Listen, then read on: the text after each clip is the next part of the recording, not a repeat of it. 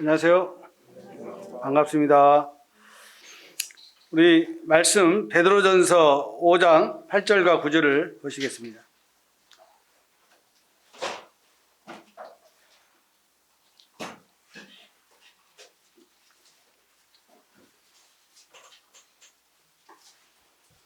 (5장) 8절과 9절입니다. 오늘 본문 말씀입니다. 찾으셨죠? 네. 같이 읽겠습니다. 시작. 근신하라, 깨어라. 너희 대적 마귀가 우는 사자같이 두루다니며 삼킬 자를 찾나니 너희는 믿음을 굳건하게 하여 그를 대적하라. 이 세상에 있는 너희들 형제들도 동일한 고난을 당한 줄 알미라. 이 말씀은 너무 많이 들으셨기 때문에 잘 아시겠죠. 보면은 마귀가 우는 사자같이 두루 다니며 삼킬 자를 찾나니 그랬습니다. 이 욥기서를 보면 욥기를 한번 보겠습니다. 욥기서 욥기서 말씀을 보시겠습니다. 욥기서를 한번 열어보시면 구약 성경 약 800쪽에 800쪽 이전에 있죠. 시편 바로 앞에 있으니까요.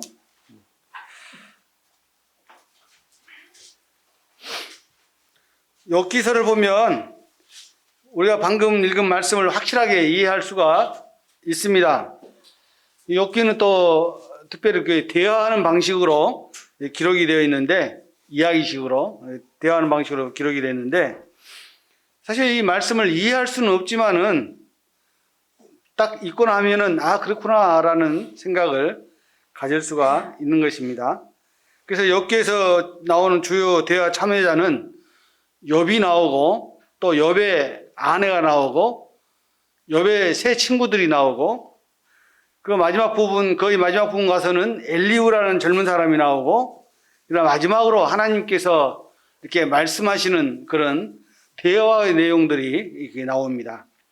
하나님께서 욥기서에서 주요 인물인 이 욥에 대해서 말씀하시기를 온전하고 정직하여 하나님을 경외하며 악에서 떠난 자라고 이렇게 말씀을 이렇게 하셨습니다. 한번 욥기 1장 1절을 한번 보겠습니다. 욥기 1장 1절. 이 욥기 말씀을 읽을 때는 항상 같이 읽어주시기 바랍니다. 1절 시작. 우스 땅에 욥이라 불리는 사람이 있었는데 그 사람은 온전하고 정직하여 하나님을 경외하며 악에서 떠난 자더라. 욥에게는 아들 7과 딸 또 자녀 셋이 있었습니다. 2절 같이 읽겠습니다. 그에게 아들 7과 딸 셋이 태어나니라. 그리고 욥은 동방에서 가장 부자로 꼽히는 족장이었습니다. 족장이었는데 1장 3절을 같이 읽겠습니다. 그의 소유물은 양이 7,000이요 낙타가 3,000마리이요 소가 500결이요 암나귀가 500마리이며 종도 많이 있었으니 이 사람은 동방 중에 가장 훌륭한 자라. 이 소유물을 지금 돈으로 이렇게 환산을 제가 시간이 있어서 환산을 해보니까 이 낙타 가격, 또 소 가격, 또 암나귀 가격, 그다음에 양 가격을 이렇게 계산을 해보니까 지금 돈으로 환산을 해도 약 100억 정도 되는 돈입니다. 그러니까 엄청 큰 돈이죠. 지금 100억인데 그때 당시에 100억이라면은 이건 사실 셀 수가 없는 거예요. 엄청난 재산입니다. 그래서 이 욥이 얼마나 큰 부자인지를 알 수가 있는 것입니다. 그런데 이 욥기를 보니까 좀 신기한 일이 일어납니다. 하나님 앞에 사탄이 나타납니다.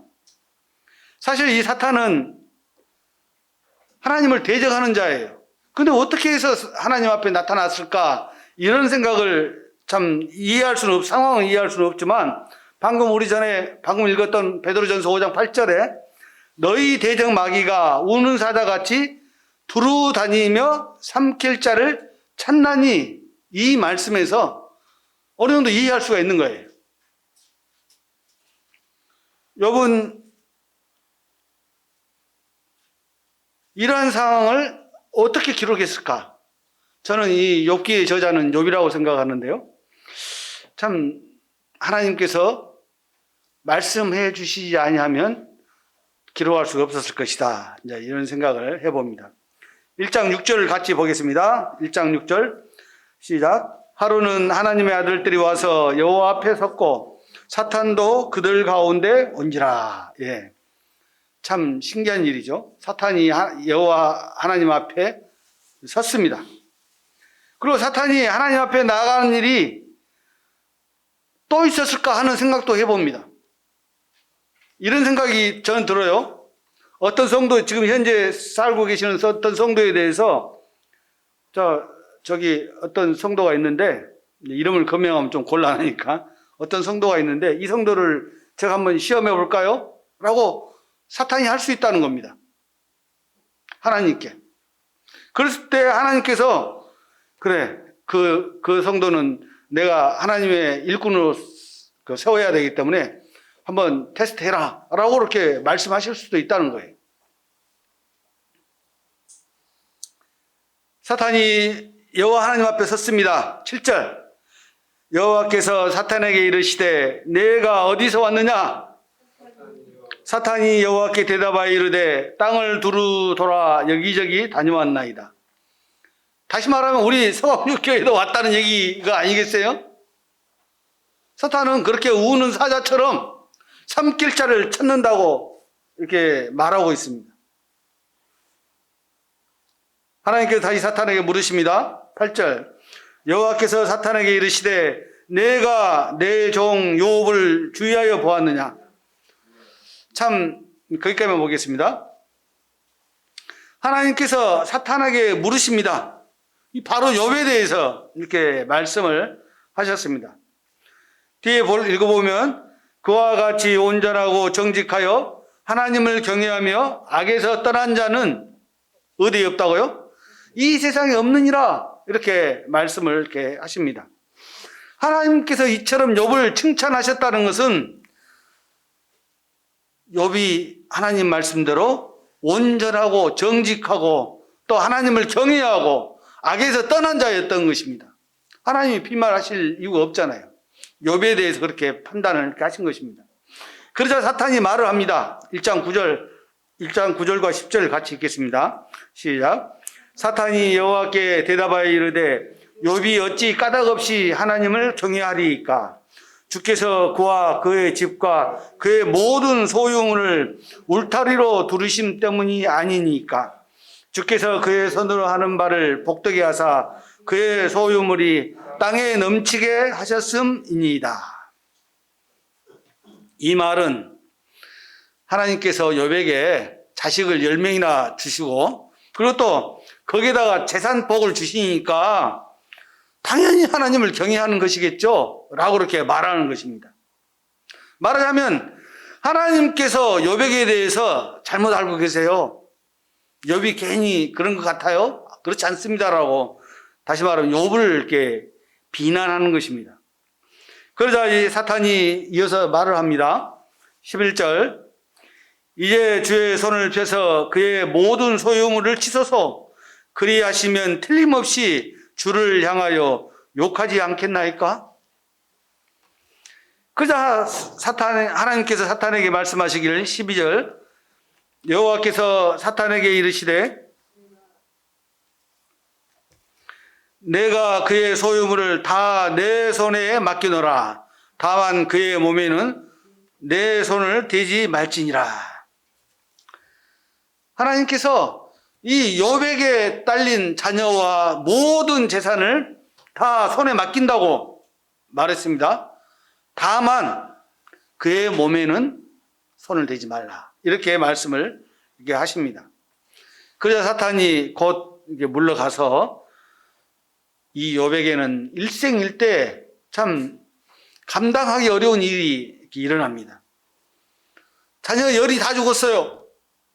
그리고 재산이 다 날아갔습니다. 아무것도 없어요. 남은 것은 누구만 남았어요? 아내만 남았습니다. 그런데 놀라운 것은 그러한 상황에서도 욥은 하나님을 원망하지 않았어요. 어떻게 이럴 수가 있을까? 오히려 욥이 한 말이 이렇습니다. 이르되 내가 모태에서 알몸으로 나왔은즉 또한 알몸이 그리로 돌아가올지라. 빈손으로 왔으니까 빈손으로 가는 게 당연한 거 아니냐? 이렇게 말하는 거예요. 그런데 이렇게 말한 것까지는 조금 이해하려고 저는 생각을 했죠. 이해해 보려고. 그런데 뭐라고 다시 이어서 말하자면 주신 이도 여호와시요 거두신 이도 여호와시오니 여호와의 이름이 찬송을 받을지니이다. 이런 욥의 태도에 대해서 여러분 이해할 수 있습니까? 혹시 나는 이해할 수 있어? 라고 생각하시는 분 계십니까? 도저히 이해가 안 되는 말입니다. 이러한 지경에서도 욥은 하나님의 이름이 찬송을 받을지니이다라고 고백을 하고 있는 거예요. 대단하신 분입니다.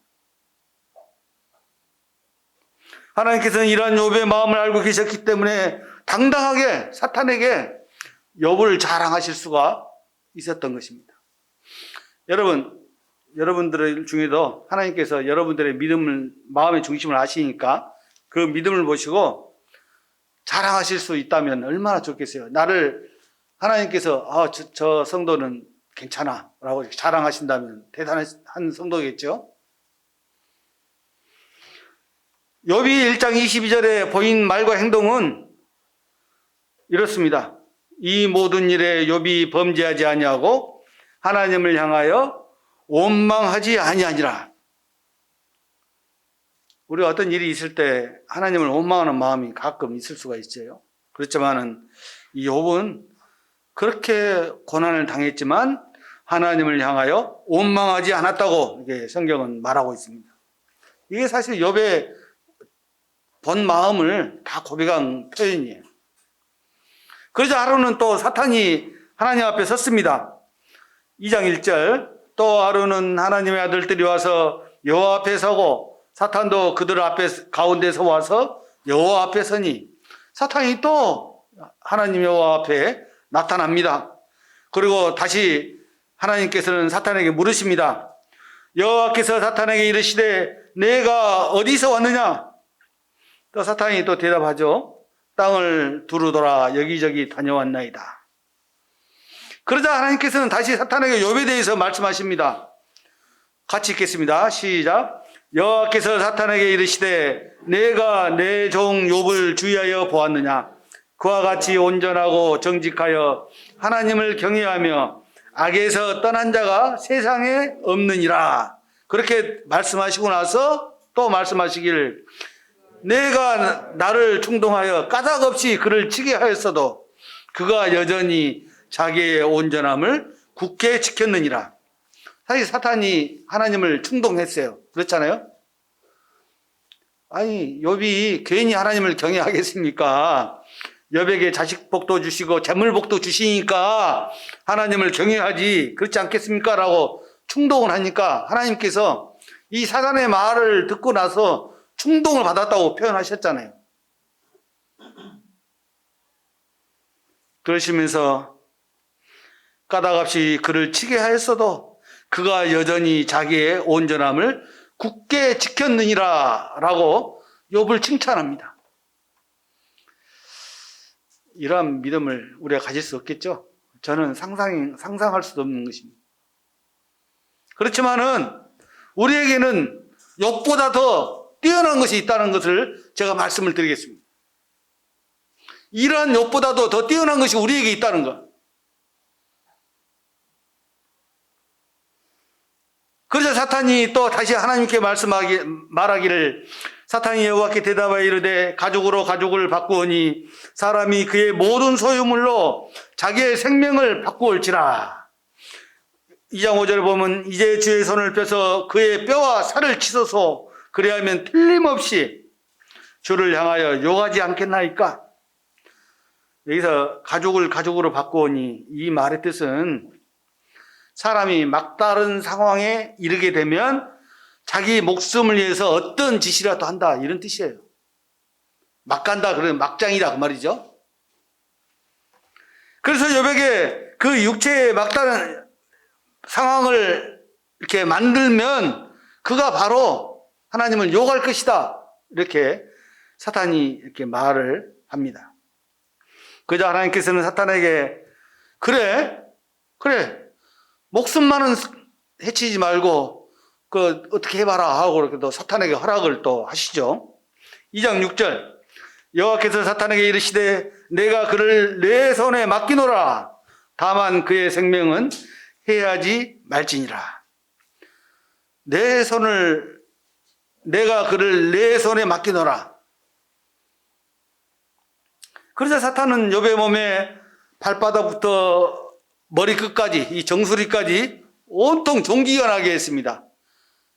여러분 그 종기를 한번 당해본 분들은 어쩐가 모르겠지만 아무튼 좀 심각하죠. 2장 7절 사탄이 이에 여호와 앞에서 물러가서 욥을 쳐서 그의 발바닥에서 정수리까지 종기가 나게 한지라. 이렇게 되니까 같이 있던 그 욥의 아내가 욥을 보고 나서 한마디 이제 거들죠. 2장 9절 같이 보겠습니다. 시작. 그의 아내가 그에게 이르되 당신이 그래도 자기의 온전함을 굳게 지키느냐? 하나님을 욕하고 죽으라. 욥의 아내가 생각할 때도 하나님을 욕하고 죽는 것이 낫지 않느냐라고 이렇게 참 욥을 또 충동질을 이렇게 하는 것이죠. 그런데 이때에도 이 욥이 아내에게 말하기를 10절 같이 읽겠습니다. 그가 이르되 그대의 말이 한 어리석은 여자의 말 같도다. 우리가 하나님께 복을 받았은즉 화도 받지 아니하겠느냐 하고 이 모든 일에 욥이 입술로 범죄하지 아니하니라. 어떻게 이런 사람이 있을 수가 있어요? 자기 아내의 말을 어리석은 여자의 말이라고 이렇게 일축을 하고 그러면서 우리가 하나님께 복을 받았기 때문에 화도 받는다고 이렇게 말을 하는 것입니다. 욥이 입술로 하나님께 범죄하지 아니하니라. 여러분, 우리 삶 가운데서 어떠한 일이 있다 할지라도 하나님을 원망하거나 하나님께 범죄해서는 안 되는 것입니다. 이런 일이 사실은 3,500년 전에서 약 4,000년 전 사이에 실제로 일어난 사건입니다.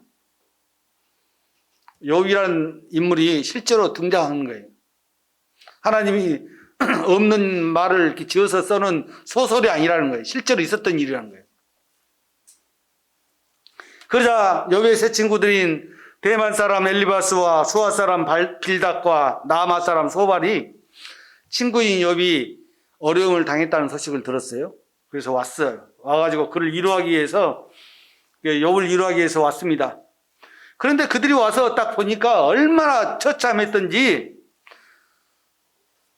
밤낮 7일 동안 아무 말도 하지 않고 앉아 있었어요. 친구들이 왔지만 욥을 보니까 뭐 형편이 말이 아니잖아요. 그러니까 뭔 말을 할 수가 없었던 거예요. 그저 욥이 먼저 말하기를 기다리는 것 같아요. 7일 동안 아무 말도 하지 않고 이렇게 욥과 같이 앉아만 있었습니다. 얼마나 비참한 상황인지. 그래 7일이 지나고 나서 욥기 3장에 보면 욥이 드디어 입을 엽니다. 자기 생일, 곧 자신이 이 세상에 태어난 것을 저주합니다. 3장 1절 같이 읽겠습니다. 그 후에 욥이 입을 열어 자기의 생일을 저주하니라. 사실 이 말은 자신의 어떤 처지에서 그 친구들에게 동정을 구하는 것이 아니에요. 그냥 자기 자신이 이 세상에 태어난 것 자체가 참 힘들다 하고 이렇게 원망 내지는 심지어는 하나님까지 저주하는 그런 일이 아니겠어요? 뭐 부모를 원망하는 것은 뭐 당연하고 아마 이 마음속에는 하나님까지 원망하는 말이 있었을 것입니다. 근데 그것은 기록이 안 되어 있지만 아마 그랬던 것 같아요. 이 세상에 태어나지 않았더라면 이러한 일을 당하지도 않았을 텐데 내가 이 세상에 태어나서 이러한 일을 당한다 이렇게 원망을 한 거예요. 그때부터 대만 사람 엘리바스로부터 수아 사람 빌닷, 나아마 사람 소발이 욥에게 위로의 말을 하는데 참 그 말 속에는 이런 말이 있습니다. 그래 당신 참 우리가 위로합니다. 그런데 당신이 하나님 앞에서, 당신이 믿는 하나님 앞에서 잘못한 것이 있어서 그런 거 아니겠어요? 라고 이렇게 위로하면서 말을 이렇게 하는 거예요. 우리가 그 사자성어로 언중유골이라고 그러죠? 그 말 속에 뼈가 있다는 그런 말이잖아요.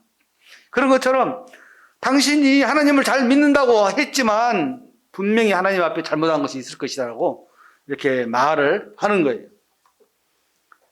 또 그럴 때마다 욥은 그 친구들이 말을 할 때마다 자기 자신을 변론하는 말을 계속 합니다. 욥기 4장부터 28장까지 보면은 욥과 욥의 세 친구들이 계속 변론하는 말이 나와요. 욥이 말을 하면 또 그 친구들이 말을 하고 계속 말을 하는 그 변론이 이어집니다. 또 이 변론은 친구들 앞에서뿐만 아니라 사실은 하나님 앞에서 자신의 의를 드러내게 이르는 거예요. 29장에 보니까 29장 한번 열어보세요. 29장 14절을 한번 보겠습니다. 29장 14절 보면은 자신이 이 세상에서 얼마나 잘 나갔던 사람이었는가를 말하면서 엄청난 교만한 말을 해요. 같이 읽겠습니다. 시작. 내가 의를 옷으로 삼아 입었으며 나의 정의는 겉옷과 모자 같았느니라. 이 말은 자신이 사람들 앞에서는 의로운 사람이고 이 말은 하나님 앞에서 자신이 의로운 자라고 이렇게 말하는 거예요. 이게 보기에는 좋은 말 같은데 굉장히 교만한 말이거든요. 사실 이 욥이 사람 앞에서는 그러했을지 모릅니다. 그런데 이 욥이 하나님 앞에서 자신이 어떠한 자인가를 참 망각하는 그런 잊어버리는 그런 말이었어요. 1장을 보니까 대체적으로 자기 자녀들이 죄를 짓고 그러면은 거기에 맞춰서 제사를 지내고 그랬잖아요. 용서를 구하는 거예요. 하나님 앞에. 죄 용서를 구했잖아요.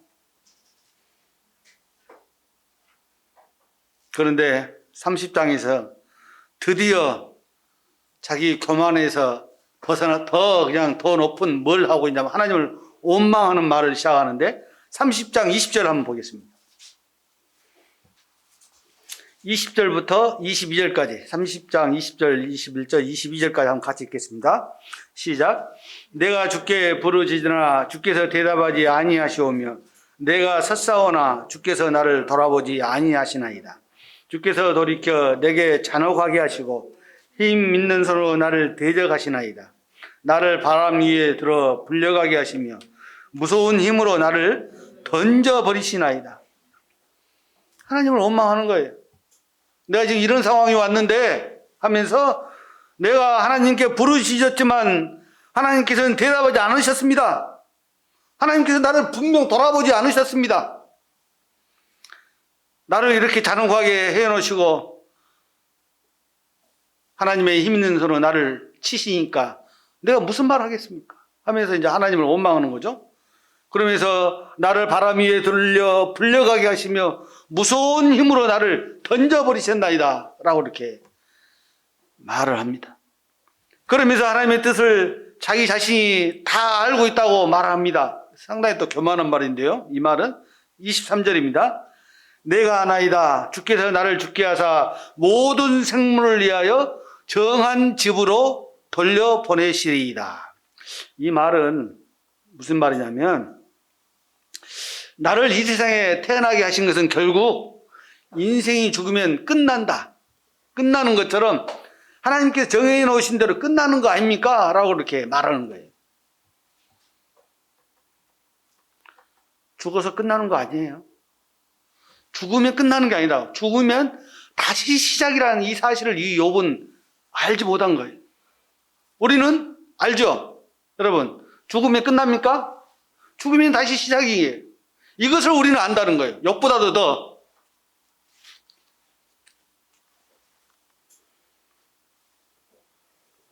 그러면서 욥이 31장 6절을 보면은 뭐라고 얘기하냐면요.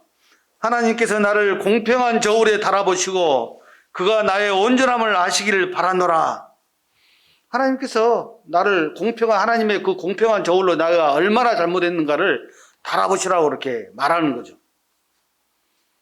이게 욥이 이 세상 사람들에게는 잘했고 그랬다 할지라도 이 죽음 이후에 대해서는 이 욥은 알지 못했습니다.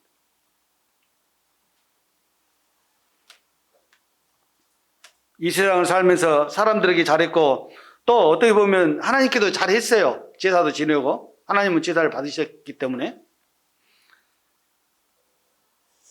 물론 하나님께서 이 욥에게 말씀하신 것처럼 욥은 온전하고 정직하여 하나님을 경외하며 악에서 떠난 자였습니다. 분명합니다. 하나님이 그렇게 선언하셨기 때문에. 욥의 그 원망이 끝나고 나니까 그 말을 옆에서 듣고 있던 엘리후라는 젊은 사람이 등장을 하죠. 32장부터 37장까지 화를 내면서 등장을 합니다. 이 엘리후가 먼저는 욥의 세 친구들에게 이렇게 화를 내면서 말을 하는데 욥이 자신이 의롭다고 말을 하는데도 이 친구들은 욥에 대해서 그러한 것에 대해서 반박도 하지 못하고 욥만 정죄를 했다고 그랬어요. 이 반박이란 말은 분명한 그 근거를 들어서 반박해야 되는데 그냥 무조건 너 잘못했어 이렇게 하는 식이에요. 그러고 나서 엘리후가 욥에게 이렇게 말을 합니다. 33장 1절에 보니까 그런즉 욥이여 내 말을 들으며 내 모든 말에 귀를 기울이기를 원하노라. 내가 입을 여니 내 혀가 입에서 말하는구나. 내 마음의 정직함이 곧 내 말이며 내 입술이 아는 바가 진실을 말하느니라. 이 말은 엘리후가 욥의 당신 말을 들으니까 참 어처구니가 없네 이 말이에요. 욥 당신 하는 말 참 들어보니까 어처구니가 없어요 이렇게 하면서 내가 입을 열자마자 할 말이 많아졌다 이런 뜻이에요. 그러면서 내 말은 정직한 말이고 내 입술에서 나오는 말은 하나님께서 하시게 하신 말이라고 말하면서 4절에서는 하나님의 영이 나를 지으셨고 전능자의 기운이 나를 살리시느니라. 지금 내가 말하는 것은 내가 한 말이 아니다. 하나님께서 당신에게 하시는 말씀이다라고 이렇게 말하면서 욥을 이렇게 책망을 하는 거죠. 그러면서 욥기 33장 5절에 보면 그대가 할 수 있거든 일어서서 내게 대답해 봐라. 내 앞에 변명을 해봐라. 이렇게 말을 하고 있습니다. 31절에 보니까 33장 31절에 보니까 욥이여 내 말을 귀담아 들으라. 잠잠하라. 내가 말하리라. 이 말은 당신 내가 말하면 하나님 앞에서 아무 말도 못할 것이다라는 그런 말입니다. 그러니까 듣기만 해. 잠잠해. 너는 할 말이 하나도 없어 라고 이렇게 욥을 이렇게 책망하는 말이죠. 33장 32절에 보니까 만일 할 말이 있거든 대답하라. 내가 기쁜 마음으로 그대를 의롭다 하리니 그대는 말하라. 이렇게 했는데 그렇다고 치자. 네가 이렇게 변명을 하고 있는데 네가 생각하는 대로 이렇게 변명하는 거에 대해서는 나는 그렇다고 친다. 그렇지만은 33절에서요. 만일 없으면 내 말을 들으라. 잠잠하라. 내가 지혜로 그대를 가르치리라. 이렇게 말을 합니다. 지금까지 대화 내용이에요. 하나님과 또 엘리후와 욥과의 대화의 내용입니다. 그러면서 엘리후가 욥이 실상은 어떤 사람이라는 것을 말하는데 욥의 그 잘못된 것을 이렇게 말하고 있죠. 34장 7절 한번 보세요. 34장 7절. 여기 보면은 이 엘리후가 이 욥에 대해서 말합니다. 어떤 사람이 욥과 같으랴. 욥이 비방하기를 물 마시듯 하며. 물 마시듯 한단 말은 말할 수 없이 이렇게 비방한다는 그런 뜻이겠죠. 그는 하나님을 조롱하는 말을 물 마시듯이 한다 이런 뜻이에요. 우리가 하나님 앞에서 어떤 것을 내세울 때 가끔은 나 하나님 잘못한 거 하나도 없습니다라고 말할 수 있어요. 근데 그 말은 이 욥이 말하는 것처럼 조롱하는 말을 물 마시듯이 하는 것입니다. 34장 8절을 보니까 악한 일을 하는 자들과 한패가 되어 악인과 함께 다니면서, 다시 말하면 죄는 다 지으면서, 너 욥, 당신이 아무리 의롭다 할지라도 너는 죄를 다 지었다. 너 그것을 알지 못한다. 이런 그 말씀인 것입니다. 그래서 사람이 하나님을 기쁘게 해드린다 하더라도 이 말이 무슨 말이냐면은 무익하다. 이 34장 9절 보면은 이러기를 사람이 하나님을 기뻐하나 무익하다 하는구나. 이 말은 무슨 말이냐면 사람이 하나님을 기쁘게 해도 다 쓸데없어. 하나님께서 내게 덕을 베풀어 주는 것이 하나도 없어. 사람이 덕볼 것 하나도 없어. 이런 뜻이에요. 물론 좀 이해가 안 되는 말일 수도 있는데 아무튼 내가 지금까지 살아도 내가 잘해서 살아왔고 하나님이 관여 안 하셔도 나는 충분히 살아갈 수 있다. 이런 말이에요. 요즘 시대를 이야기하는 거예요. 자기 중심. 나면 돼. 나는 할 수 있어. 하나님과 상관없이. 그러자 엘리후가 37장 1절과 2절을 같이 읽겠습니다. 37장, 욥기 30장 1절과 2절. 이로 말미암아 내 마음이 떨며 그 자리에서 흔들렸도다. 하나님의 음성 곧 그의 입에서 나오는 소리를 똑똑히 들으라. 엘리후가 화가 상당히 난 거죠. 그러면서 그의 입에서 나오는 소리를 똑똑히 들으라 하면서 이제 하나님께서 직접 말씀하시는 것을 이렇게 소개하고 있는 것입니다. 그래서 욥기 38장에서 이제 하나님께서 등장을 이렇게 하십니다. 38장 1절로 4절까지 같이 읽겠습니다. 시작. 그때 여호와께서 폭풍우 가운데서 욥에게 말씀하여 이르시되 무지한 말로 생각을 어둡게 하는 자가 누구냐? 너는 대장부처럼 허리를 묶고 내가 내게 묻는 것을 대답할지니라. 내가 땅에 기초를 놓을 때 내가 어디 있었느냐? 내가 깨달아 알았거든 말할지니라.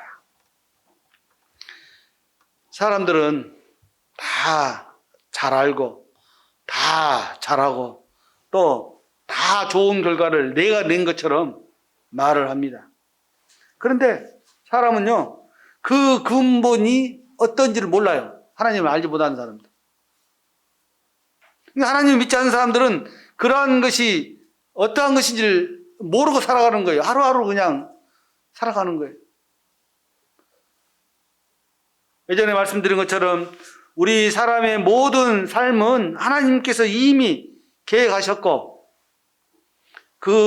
물론 우리의 선택을 말하자면 존중하십니다. 그렇기 때문에 하나님 뜻대로 우리가 살기를 원하시는 거예요, 하나님은. 그 뜻대로 우리가 살아가기를 원하시는 거죠. 그런데 이 욥은 그 근본이 어떠한 자인지를 모르는 거예요. 물론 지금으로부터 오래된 일이라 그때 당시에는 성경도 없고 그러니까 아마 몰랐을 수도 있겠다. 이런 생각은 저는 해봅니다.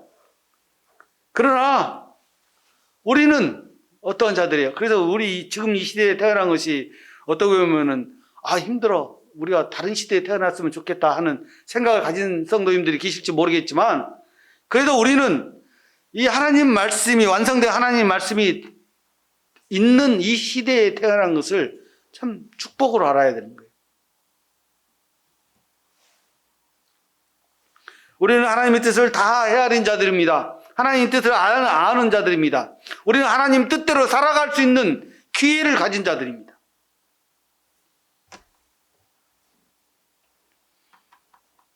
그래서 요한복음 10장에서 사도 요한이 성경은 폐하지 못하나니 하나님의 말씀을 받은 사람들을 신이라 하셨거든.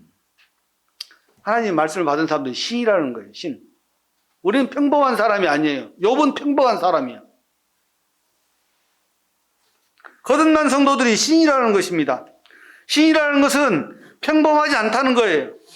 욥은 여기서 보면 평범한 사람이었어요. 그저 이 세상에서 자식복 받고 재산복 받은 그런 평범한 사람이었어요. 이 세상에서 지금 현재 시대에도 돈이 많은 사람들이 다 그런 평범한 사람들이에요. 여러분들은 놀라운 사람들이라 짙게 세울지 모르시겠지만 성경 말씀에는 평범한 사람들이에요. 어떤 사람들이 평범한 사람을 벗어난 것이냐? 하나님을 믿고 거듭난 성도들이 평범한 사람들이 아닌 것입니다. 하나님께서 욥기 38장 5절부터서 욥에게, 또 욥의 세 친구들에게, 또 이 세상의 과학자들에게, 그리고 이 세상의 모든 사람들에게 질문을 하시잖아요. 38장 4절부터 보면, 내가 땅에 기초를 놓을 때 내가 어디 있었느냐? 내가 깨달아 알았거든 말할지니라. 하나님께서 이 우주 만물을 창조하실 때 우리는 어디 있었습니까? 그 근본을 우리는 알잖아요. 그렇죠? 근데 세상 사람들은 몰라요. 근본이 뭐예요? 뻥! 하고 우주가 폭발해가지고 우연히 아메바로부터 사람으로 진화되었다. 이렇게 말하는 것이에요.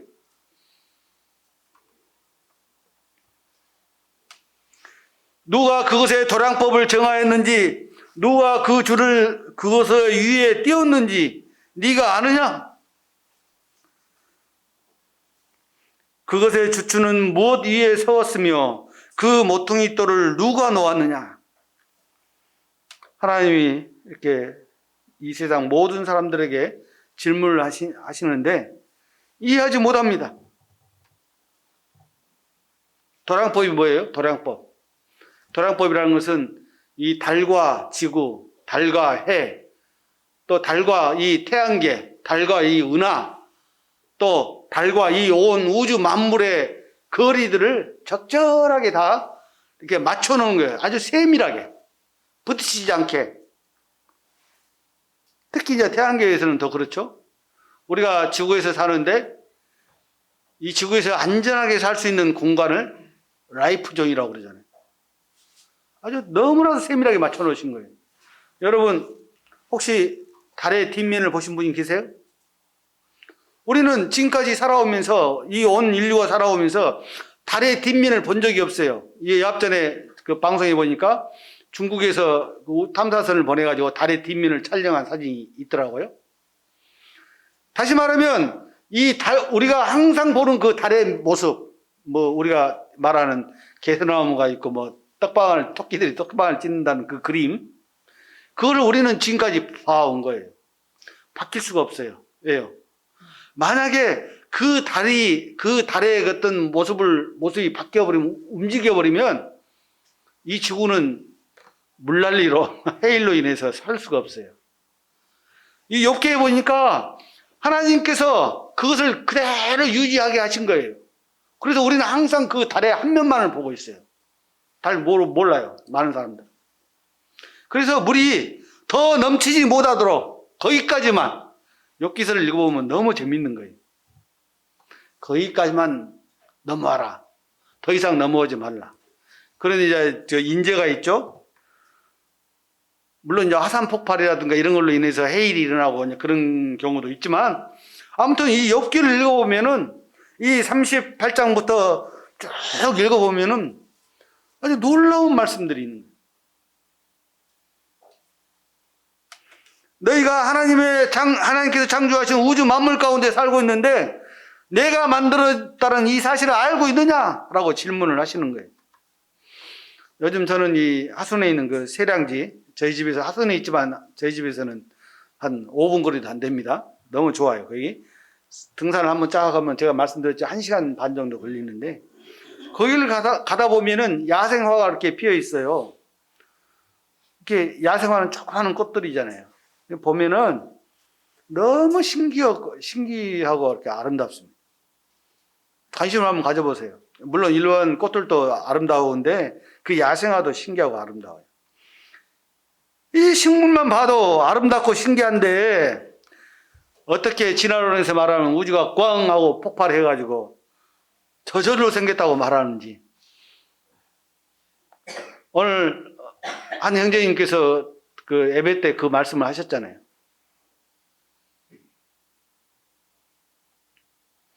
저는 그렇게 말하는 진화론을 생각할 때마다 하나님께서 가장 싫어하는 이 사탄의 전략, 이 진화론이 이 세상 사람들이 하나님을 믿지 못하게 하는데 사실 진화론이 성공을 한 거예요. 전략이 맞아 들어간 거예요. 쉽게 말하면. 진화론 때문에 사람들이 하나님을 못 믿어요. 화가 나요, 저는 학교 과정에서 진화론을 그렇게 많이는 배운 것 같지 않은 느낌이 있긴 있는데, 제가 하나님을 알고 나니까 이 진화론이 얼마나 잘못된 것인가, 다시 말하면 사탄이 얼마나 진화론을 통해서 역사하는가를 알 수가 있다는 거예요. 이 진화론을 학교에서는 묻지도 따지지도 않고 사실인 것처럼 가르칩니다. 그렇죠? 진화론. 들어본 것 같죠? 묻지도 않고 따지지도 않고 가르쳐요. 사람들은 그대로 받아들이는 거예요. 수많은 사람들을 지옥으로 끌고 가는 이 진화론. 어제 뉴스를 들으니까 그 탄소 동위원소 뭐 측정기 그런 거 있죠. 그런 이야기 있잖아요. 어떤 물질이 오래되면은 그것이 몇 년 됐는가 알아보는, 그것을 우리나라에서 최초로 들여온대요. 그래가지고 방송에서 들어보니까 이제는 모든 것을 다 밝혀낼 수 있다 하면서 막 뉴스로 하더라고요. 어제 들어왔대요, 어제. 참 엉터리죠. 탄소 동위원소 그 반감기를 통해서 어떤 물체에 이렇게 오래된 것을 측정하는 것이 이미 잘못되었다고 말하고 있는데, 지금 우리나라는 그걸 들여오는 거예요. 사실 엄밀하게 생각해 보면 하나님께서 온 우주 만물을 창조하셨다고 기록된 성경을 신뢰하고 믿는 것이 훨씬 더 쉬운 것입니다. 근거도 없는 뻥하니 터졌다가 언제 몇억 년? 36억 년 전. 그런 말은 사실 증거가 될 수 없어요. 그런데도 사람들은 배웠기 때문에 그것이 사실인 것처럼, 설마 학교에서 잘못된 것을 가르치겠어? 가르치잖아요.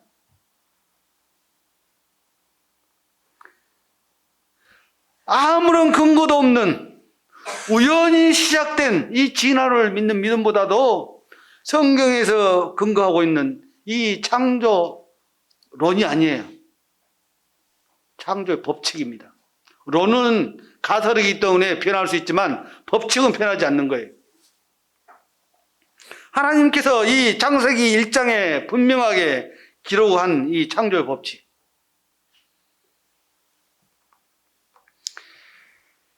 사실 이 욥이 그러한 것을 모르는 거예요.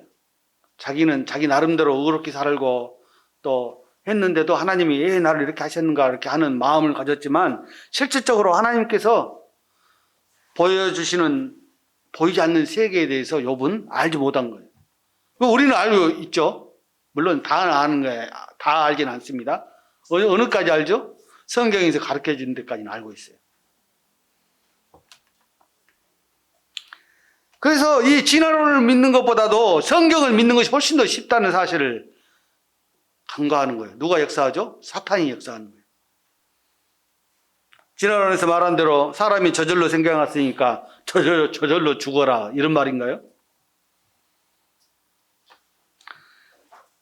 그러나 성경은 사람의 죽음 이후에 대해서 분명하게 기록을 하고 있습니다. 한번 죽는 것은 사람에게 정하신 것이요 그 후에는 심판이 있으리니. 우리는 이 말씀을 기억하는 것입니다.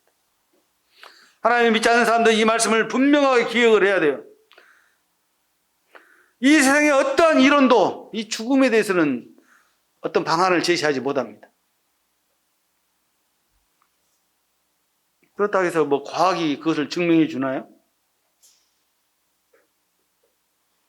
사실 이 엉터리인 이 진화론에 대해서 사실은 변론할 가치를 잘 못 느껴요. 그렇지만은 그래도 이제 말씀을 드리자면, 하도 그 학교에서 가르칠 때 진화론이 사실이라고 하면서 또 주장을 하니까 그 과학이 말하고 있는 이 법칙을 통해서 이 진화론을 조금 제가 이렇게 변론을 하겠습니다. 제가 하고 싶은 마음은 없어요. 그렇지만 그렇게 하고 싶어요. 우리 학교에서 뭐 고등학생까지나 배우는 거? 엔트로피라는 말, 엔트로피. 이 연력학 제2법칙인데요. 이 엔트로피라는 말이 있습니다. 이 말을 쉽게 설명해 드리자면, 모든 물건은 갈수록 더 좋아지는 것이 아니라 더 낡아지는 거예요. 그렇죠? 우리가 옷을 입다 보면, 저도 이 양복이 있는데, 결혼할 때 입었던 양복이 지금 있나, 그건 잘 모르겠는데, 아무튼 옷이 입다 보면 낡아지는 거예요. 이 엔트로피 법칙이라는 게 그런 거예요. 다시 말해, 새 것이 흠 것이 된다, 그런 뜻이에요. 어떤 것이 질서정연했다가 나중에 가면은 무질서해진다, 이런 뜻이에요. 이 연력학 제2법칙인 이 엔트로피를 통해서 진화론을 반대를 말하고 있는 것입니다. 뭐라고 얘기하냐면요. 우주가 뻥하고 폭발했다가 그 우주가 어느 날 보니까 정리가 정돈이 잘 되어가지고 지구도 생기고 또 심지어는 텔레비전도 생기고 또 사람도 이렇게 원숭이에서 사람이 만들어지고 이렇게 말하는 거예요. 맞습니까? 아니, 초등학생이 들어도 확실하게 오늘 말씀을 들으면은 그건 아닌데요 라고 대답할 거예요. 유치원생이 들어도. 그런데 사탄 마귀는요, 진화론을 끝까지 밀고 갑니다. 아니, 아메바에서 진화돼서 원숭이가 되고 원숭이가 사람이 됐다고 말하는 걸 누가 믿어요? 그런데 믿습니다. 네, 하나님을 못 믿게 하려고 사탄이 역사하기 때문에. 사실 이 세상은요, 하나님의 광대하심과 하나님의 전지전능하심 가운데서 만들어진 세상이기 때문에 틈이 없어요. 너무 세밀하게 잘 만들어져 있습니다. 제가 조금 전에 달에 대해서 이야기해드린 것처럼 아주 그냥 세밀하게 만들어져 있어요. 이게 벗어나면요, 사람이 이 지구에 살 수가 없어요. 이 라이프종이라는. 오늘 읽어본 욥기에서 보면 전능하신 하나님의 역사를 우리 인간은 알 수도 없고 측량할 수도 없다는 거예요.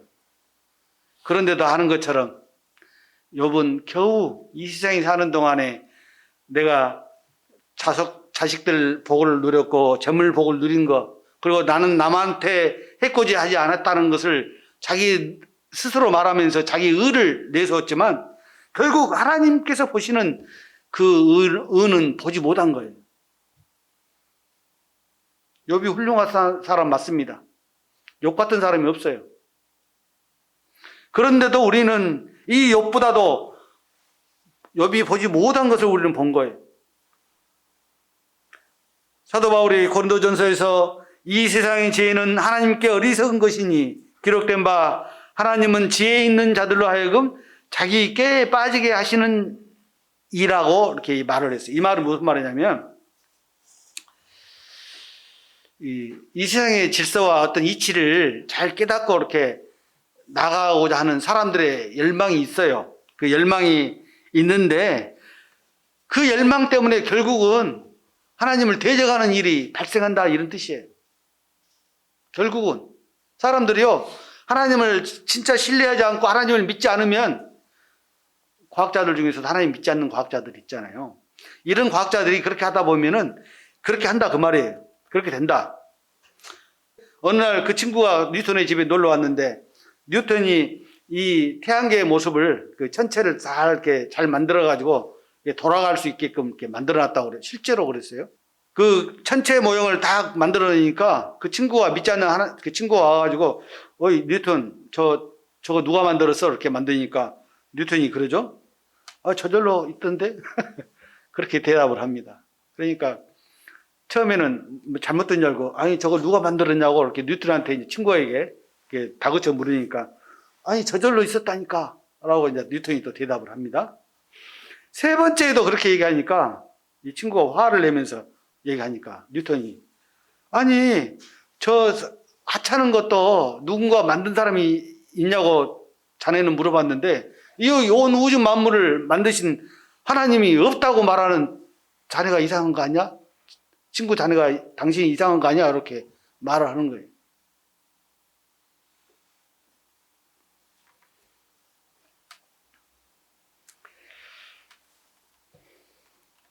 이사야 선지자가 이는 하늘이 땅보다 높음 같이 내 길은 너희 길보다 높으며 내 생각은 너희 생각보다 높음이니라. 또 사도 바울은 고린도전서에서 하나님의 어리석음이 사람보다 지혜롭고 하나님의 약하심이 사람보다 강하니라 이렇게 말씀하셨는데 이러한 말씀들을 봤을 때 사실 우리는 우리 머리로 하나님을 다 이해할 수가 없습니다. 다만 성경에서 하나님이 이렇게 하셨다면 네, 맞습니다. 하나님 그렇게 하셨습니다라고 신뢰해야 돼요. 욥에 대해서 이렇게 기록하셨잖아요. 욥에 대해서 허튼 말을 하나님이 기록하지 않으셨단 말이에요. 그러니까 맞습니다. 욥이 그렇게 했습니다. 그렇지만 우리는 욥보다 더 나은 자입니다라고 참 말할 수가 있어야 되는 거예요. 참 인간이 연구하는 이 과학은 한계를 가질 수밖에 없습니다. 그렇죠? 뭔가를 깨달았다 해도 하나님의 그 부분 중 아주 일부분이에요.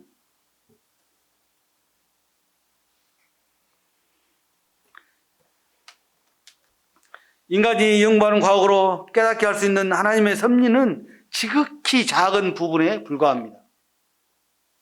그런데도 대단한 것처럼 말하죠.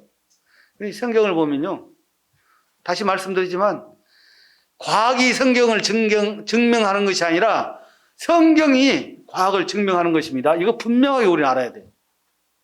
어떤 사람은 과학이 성경을 증명해주고 있으니까 하나님을 믿는 사람들이 많이 나타날 것이다 이렇게 얘기하지만 천만에요. 성경이 과학을 증명하고 있어요. 물론 이제 구체적으로 이렇게 여러 가지 얘기를 들어봐야 되는데, 제가 아는 지식으로도, 제가 이제 화학공학과를 나왔는데요, 이 화학에 관한 일 중에서도 실제로 성경에서 말하는 바가 과학에 실제로 이렇게 적용돼서 증명된 사례가 많습니다. 그러니까 다시 성경이 말하는 바가 과학으로 증명된 거예요. 그래서 우리는 과학을 하나님이 기록하신 성경보다 더 위에 놔서는 안 되는 거예요. 가끔은 그렇죠? 과학에서 맞다고 그러면 맞는 거지 성경은 틀리고, 그렇게 생각해서는 안 되는 거예요. 어리석음이라고 그랬어요. 그것이. 과학에 깊이 빠져서 하나님의 지위와 능력을 부인하게 되면 어리석다고 말하는 것입니다.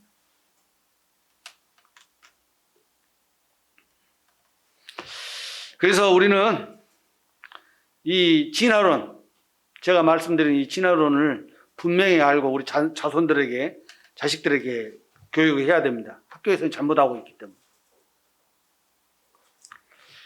이 과학에서 무슨 법칙이라는 것은 중요합니다. 법칙은 맞는 거예요.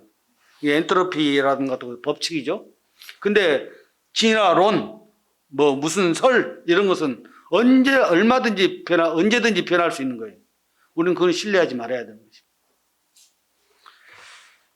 사탄은 거짓말쟁이입니다. 거짓말을 앞세워서요, 우리를 혼미케 합니다. 사탄의 속임수에 우리가 놀아나서는 안 되는 것입니다. 그래서 사람이 온 우주 만물을 창조하신 하나님께 마땅히 존귀와 영광을 돌려드리는 것이 마땅한 것입니다. 아시겠죠? 기도하겠습니다. 아버지 하나님, 오늘 이 시간 욥기를 통해서 하나님께서 어떠한 분이시며 또 구원받은 성도들에게 욥이 깨달았던 것보다 더 놀라운 것들을 알게 하신 하나님 앞에 진실로 감사를 드립니다. 아버님, 사람이 죽으면 끝이 아니라 시작이라는 이 사실을 참 욥은 알지 못했지만 저희들에게 알게 하심을 감사합니다.